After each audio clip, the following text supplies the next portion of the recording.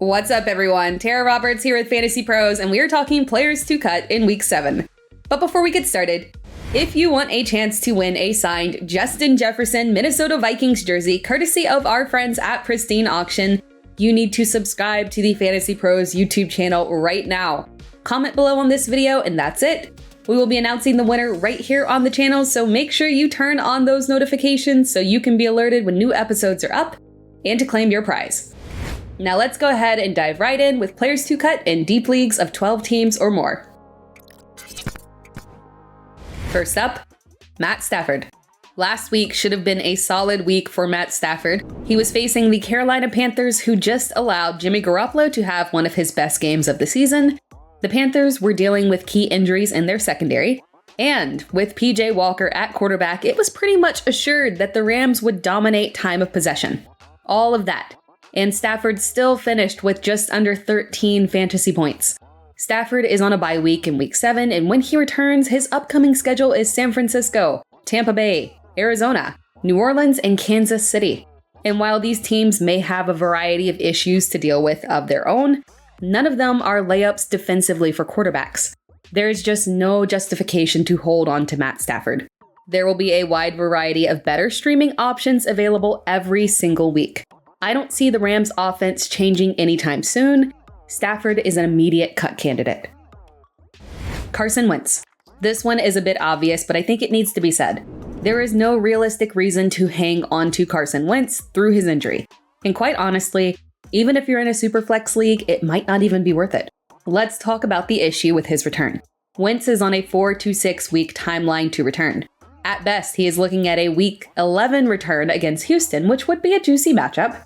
But if the timeline is 6 weeks, we are talking a Week 13 return against a solid New York Giants defense, and then a bye week, only to turn around and face the Giants again, followed by San Francisco.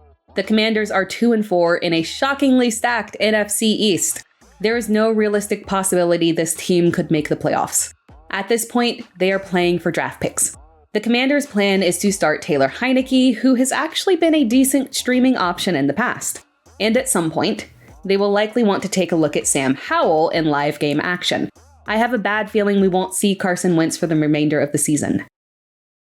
Elijah Moore. Elijah Moore was on the cut list in shallow leagues last week, but unfortunately, it is time to move him up to the deep leagues. I think we all need to come to terms with a few things. Because Moore is currently higher rostered than Corey Davis, the guy who has led the receiving core for the past 3 weeks. Moore is oddly high rostered for a guy whose snap count has absolutely plummeted, has a total of 8 targets over the past 3 weeks, 0 touchdowns on the year, and is coming off a game where he saw not a single target. I get why you're holding on to him. He showcased elite talent, but we talked about this last week. Since Zach Wilson's return, pass volume has dramatically decreased. Wilson completed 10 of 18 attempts last week. And you shouldn't expect it to change anytime soon because the Jets are 4-2. Being a run-heavy, strong defensive team is working.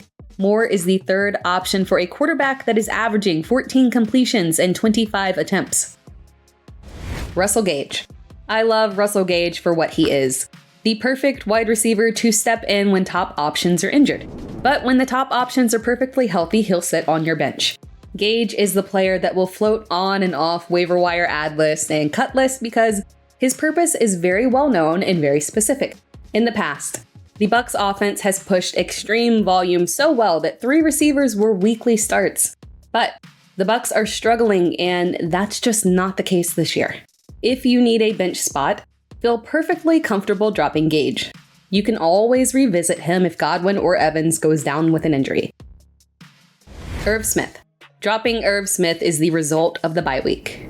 He wouldn't be on the list if he was actually playing this week. Smith is coming off a 4-reception, 1-touchdown game, but he's averaging 7.3 fantasy points per game in PPR. Even if you exclude his limited action Week 1 game, he's still just averaging 8.8 fantasy points. And this week, you'll hit the waiver wire to grab a guy like Robert Tonyan, Evan Ingram, Daniel Bellinger, or even Greg Dulcich. There's no need to roster multiple tight ends, putting up very similar numbers. Drop Smith and just roster one of the streamers. Moving on to players to cut in shallow leagues, first up, Antonio Gibson. It's tough to drop Antonio Gibson in deep leagues because, at the end of the day, he's still a young, talented handcuff.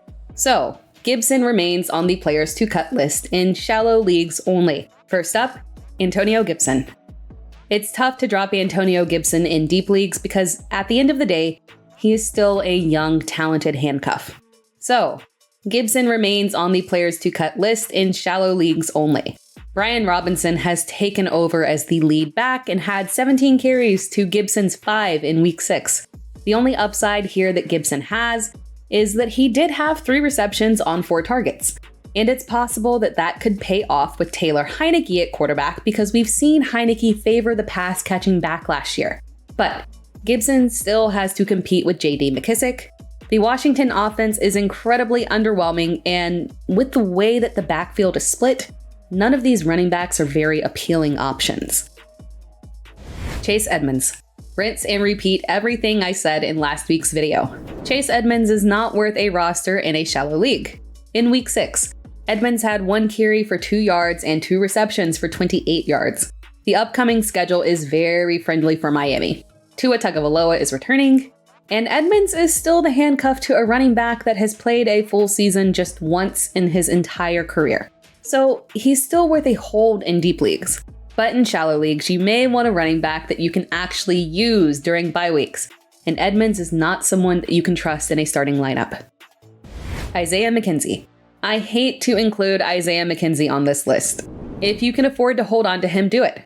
By no means am I saying you have to cut him.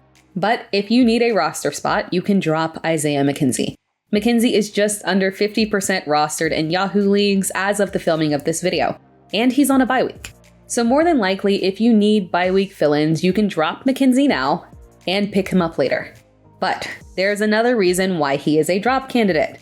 McKenzie looked absolutely awful last week. There were unexcusable key drops and mistakes.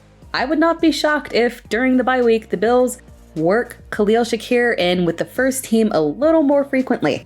Prior to Jamison Crowder's injury, work out of the slot was shared by McKenzie and Crowder. It would make sense for Buffalo to push some of that workload onto Shakir, who had 3 receptions for 75 yards and a touchdown in week 5. So if you absolutely have to drop somebody, McKenzie is a drop candidate. Dalton Schultz. The return of Dak Prescott is the only thing keeping Dalton Schultz afloat. In week 1 with Dak, Schultz had 7 receptions on 9 targets for 62 yards. That's about what we expected of him heading into the season, a comfortable tight end 1.